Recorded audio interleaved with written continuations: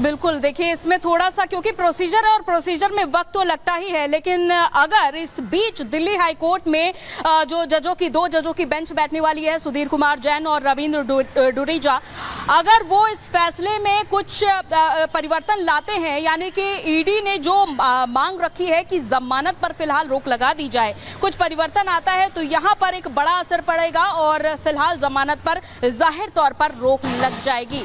लेकिन अगर फिलहाल दिल्ली हाई कोर्ट की ओर से यहां पर फैसला सुरक्षित रख लिया जाए तो भी यहां पर अटकलें लगाई जा रही है कि जमानत में थोड़ा वक्त और लग सकता है। तो ऐसे में ये देखना होगा, फिलहाल जब जो बेंच है वो बैठ चुकी है। बेंच बहुत ज्यादा क्योंकि समय नहीं लगेगा, जैसा कि सुनवाई भी शुरू हो जाएगी थोड़ी देर में, और इस सुनवाई में क्या कुछ दलीलें पेश की जाती है एसजी होता है वो भी साफ हो जाएगा। यहाँ पर देखिए दो बेंच बैठ चुकी है। एक और खबर का रुख कर लेते हैं, जहां पर याचिका पर रोक लगे। ईडी ने ये मांग की है, केजरीवाल की जमानत याचिका पर रोक लगाई जाए। ईडी ने ये मांग उठाई। याचिका दाखिल करने पर ये मांग ईडी की तरफ से की गई है, जहां 20 जून को यानी कि कल ये फैसला सुनाया गया कि उन्हें जमानत दे दी जाए। वहीं शुक्रवार को फॉर्मेलिटीज पूरी होने के बाद उन्हें जमानत मिल सकती है, ऐसी उम्मीद। लेकिन इस बीच जमानत के खिलाफ दिल्ली हाई कोर्ट में ईडी ने याचिका लगा दी है और ये मांग भी की जा रही है कि जमानत पर रोक लगा दी जाए।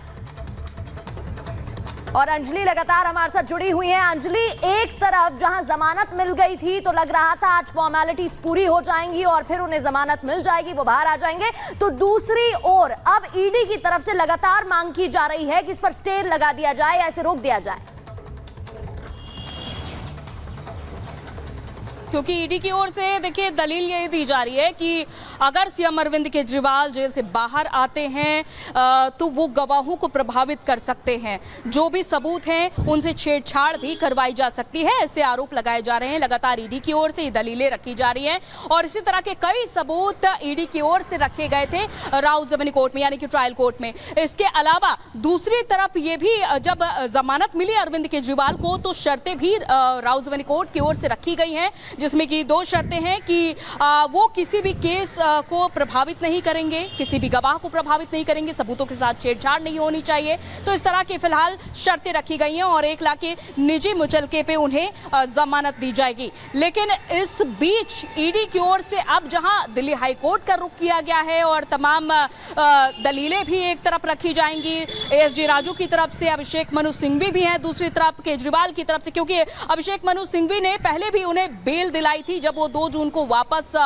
जेल गए थे, तो 15 दिनों की बिल्कुल अंजलि, आपके पास हम लौट रहे हैं क्योंकि इस बीच एक और बड़ी खबर इसी मामले से जुड़ी हुई ये मिल रही है कि ईडी ने हाई कोर्ट में दलील दी है। विस्तृत बहस की जरूरत थी, ये ईडी ने कहा है। लिखित जवाब के लिए 2 दिन का समय नहीं मिला, यानी वेकेशन जज की तरफ से जो फैसला दिया गया, वेकेशन बेंच की तरफ से जो फैसला कल दिया गया, उसको लेकर उसके खिलाफ दरअसल ईडी की तरफ से अपील हाई कोर्ट में की गई है। और ईडी कह रही है कि दरअसल हमें पूरा प्रॉपर टाइम नहीं दिया गया, हमें टाइम नहीं दिया गया, हम बहस चाहते थे और हम लिखित में जवाब देना चाहते थे, लेकिन हमें समय नहीं दिया गया। एक और बड़ी खबर बता दें, केजरीवाल ने ईडी की याचिका का विरोध किया है।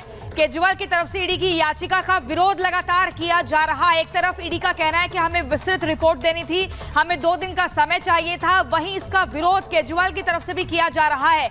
यानी कि संकट के बादल अभी भी केजरीवाल पर लगातार बने हुए हैं। बिल्कुल, और इस पर ज्यादा बातचीत कर लेते हैं। सुजाता हमारे साथ जुड़ गई हैं। सुजाता, एक तरफ जहां उम्मीद थी कि आज केजरीवाल को जमानत फॉर्मेलिटीज के बाद वो बाहर आ जाएंगे, दूसरी तरफ ईडी की इसके खिलाफ याचिका रोकने की मांग और अब इसका विरोध केजरीवाल भी करते दिखाई दे रहे हैं। आप कहां पर मौजूद हैं और वहां पर क्या कुछ हलचल देख पा रही हैं? अपडेट।